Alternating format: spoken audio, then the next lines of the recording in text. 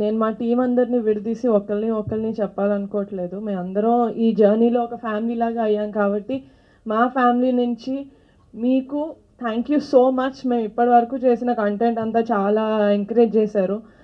Teaser కూడా మీకు నచ్చిందని అనుకుంటున్నాను. ట్రైలర్ వస్తుంది, సినిమా కూడా వస్తుంది. ఇదే లవ్ తోటి మీరు మమ్మల్ని యాక్సెప్ట్ చేస్తారనుకుంటున్నాను. సో మా ఫ్యామిలీ నుంచి మీకు thank you so much and please keep encouraging us like this. Thank you.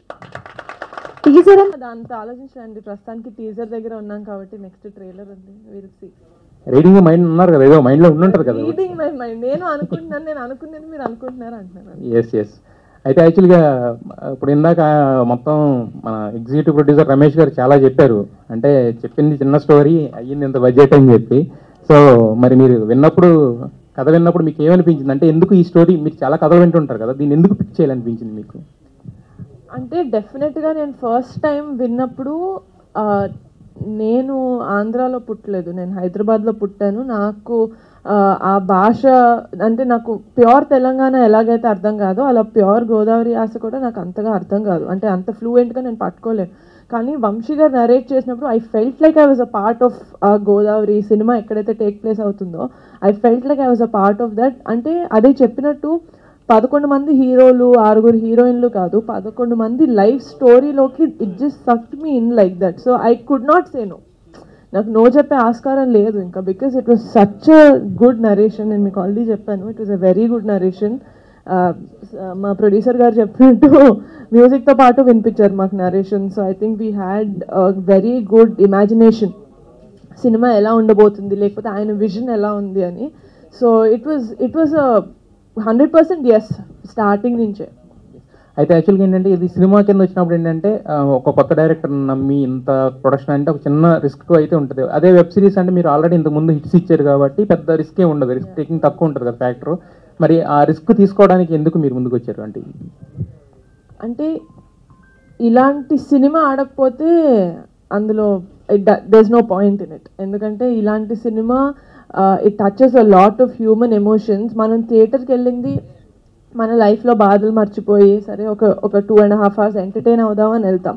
But ఆ ఎంటర్టైన్మెంట్తో పాటు మనకి ఇంకేదన్నా ఇంటికి టేక్ బ్యాక్ చేసుకోవడానికి ఇంకేదైనా వస్తే దట్స్ అ బోనస్. అలాంటివి మా సినిమాలో చాలా ఉన్నాయి. అండ్ ఆ రిస్క్ ఫ్యాక్టర్ అంటారా, నాకు ఫనీగా ఉండడం వల్ల it was like a support for me. So అంత రిస్కీ అనిపించలేదు, ఎందుకంటే I had another producer with me.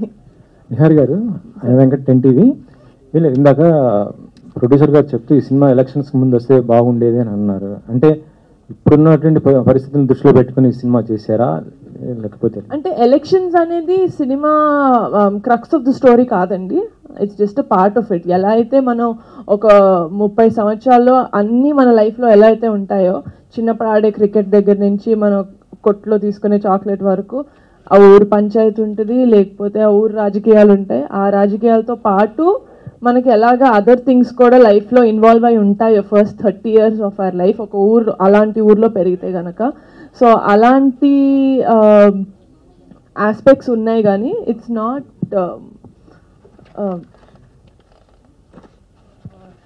Not completely based on politics. అంటే ఇటీవల చూసాం మనం మంజువాల్ బాయ్స్ కానీ లేకపోతే మేము ఫేమస్ ఇలాంటివి వచ్చిన కాన్సెప్ట్స్ వచ్చినాయి ఆల్రెడీ. అంటే ఇలా ఉన్నట్టు స్టోరీస్ కదా, వాటితో కంపేర్ చేస్తే ఇదే ఉంటుంది. అంటే కమిటీ కుర్రాళ్ళు అనేది ఒక కమింగ్ ఆఫ్ ఏజ్ ఫిల్మ్ అండి. అంటే ఒక 8 సంవత్సరాల నుంచి 30 సంవత్సరాల వరకు ఈ 11 మంది జీవితంలో ఏమవుతుంది, వాళ్ళెవరో జీవితంలో అవుతుంటే నేను ఎందుకు ఇంత ఫీల్ అవుతున్నాను మీకు అనిపిస్తుంది సినిమా చూస్తున్నప్పుడు. You don't disconnect from the character, you will connect with the character. ఇప్పుడు శివ అన్న క్యారెక్టర్ ఉంది, సుబ్బు అన్న క్యారెక్టర్ ఉంది, సూర్య అన్న క్యారెక్టర్ ఉంది. ఈయనకి సుబ్బు హీరోలా కనిపించవచ్చు, సో ఎండ్ వరకు ఆయన సుబ్బుతో కనెక్ట్ అవుతారు. మీకు శివ అనిపించవచ్చు, మీకు సూర్య అనిపించవచ్చు. సో అలాగా ఒక అమ్మాయిలాగా నేనే ఒక బాయ్ క్యారెక్టర్, ఒక 2-3 క్యారెక్టర్స్ కనెక్ట్ అయ్యి యా నా ఫ్రెండ్స్ గ్రూప్లో this is how I am అనిపించింది. కాబట్టి I think the connectivity is very much there ఈ సినిమాలో. డైరెక్టర్ మెగా డాటర్స్ అంటే నిన్న చూస్తుంటే నేను సుష్మిత గారు కూడా సినిమా వెబ్ సిరీస్కి ప్రొడ్యూసర్ చేశారు. ఇప్పుడు మీరు ఇద్దరు ప్రొడ్యూసర్ ఇదే ప్రొడక్షన్ వైపు ఉన్నారు, కానీ ఆన్ సినిమాకి ఏం రావట్లేదు ఇంత. ఒకటి తమిళ సినిమా ఆల్రెడీ ఇంకొక సాంగ్ బ్యాలెన్స్ ఉందండి, అది చేస్తే సినిమా రిలీజ్ అవుతుంది. వాట్ ద ఫిష్ పోస్టర్ మొన్నే నా బర్త్డేకి రిలీజ్ అయింది. అంతా ఇన్ ప్రొడక్షన్ ఉన్నాయి. యా, ఇంకో క్వశ్చన్ మేడం, అంటే ఇటీవల సోషల్ మీడియాలో బాగా హల్చల్ చేస్తున్న ఒక విషయం ఏంటంటే, అది మెగా ఫ్యామిలీలో ఒక హీరో అల్లు అర్జున్ కానీ అన్ఫాలో అయ్యారు. అంటే యాక్చువల్లీ మీరు అందరూ కలిసే ఉంటారు, మెగా ఫ్యామిలీ ఇటు అల్లు అర్జున్ గారు కలిసి ఎప్పుడు ఉండేది. ఇటీవల జరిగినట్టు నువ్వు ఎలక్షన్స్ ఈ టైంలో కొంత డిస్టర్బ్ అయిన పరిస్థితిలో ఆయన అన్ఫాలో చేశారు, అది ఎంతవరకు కరెక్ట్ నాకు ఏంటి? జెన్యున్ గా చేశారని ఇప్పుడు మీరు చెప్తేనే తెలుస్తుంది. I'm sorry, I'm not aware of it, but what ever it is I'm sure they have their own reasons. Director గారు ఏదని చెప్పారు. సో ఈయన నమ్మి అంటే కథను నమ్మారా, లేకపోతే డైరెక్టర్ నమ్మి ఈ ప్రాజెక్ట్లోకి మీరు ఎంటర్ అయ్యారా? ఇద్దరిలో ఎవరైనా ఒక్కరిని నమ్మడం కుదరదండి.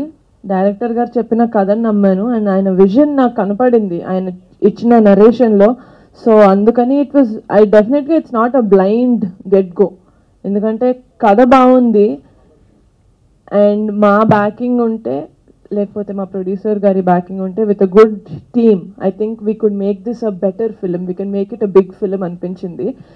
సినిమా స్టార్ట్ అయిన తర్వాత బడ్జెట్స్ పెరగలేదు మాకు. సినిమా స్టార్ట్ అవ్వక ముందే ఇంత బడ్జెట్ అవుతుంది అని ఒక క్లారిటీ వచ్చిన తర్వాత we went on board. Phani గారు